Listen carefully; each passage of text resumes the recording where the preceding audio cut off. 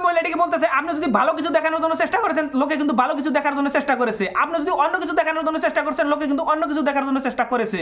আপনি যদি আপনার কমেন্টটি একটিবার চেক করেন এবং একটিবার দেখেন তাহলে আপনি বুঝতে পারবেন আপনাকে কেমন করে মানুষে গ্রহণ করেছে এবং কোন নজরে দেখেছে।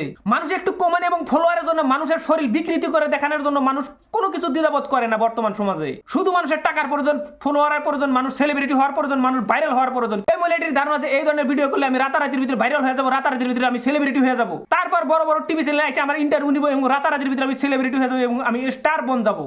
বর্তমান সোশ্যাল মিডিয়ায় ভাইরাল হতে হলে আপনার আগে লিঙ্ক ভাইরাল হতে হবে এবং বিকৃত ছবি ভাইরাল হতে হবে এবং এই ধরনের বাগান দেখাতে হবে, তাহলে সে আপনি ভাইরাল হতে পারবেন, নইলে কখনো ভাইরাল হতে পারবেন না। আমার এই ধরনের বিকৃতি ছবি করে আমার ভাইরাল হওয়ার কোনো প্রয়োজন নাই। ভিডিওটি করেছে সে টমেটো বাগান দেখানোর জন্য, কিন্তু পুরো ভিডিওতে কোনো টমেটো বাগান দেখা যায়নি, পুরো ভিডিওতে সে নিজেই ছিল। এই ধরনের ভিডিও দেখলে লজ্জায় মাথা নিচু হয়ে যায় এবং ফ্যামিলি নিয়ে এই ধরনের ভিডিও দেখা যায় না। আপনার এই ভিডিওটি যদি আপনার ফ্যামিলির লোকে দেখতে পারে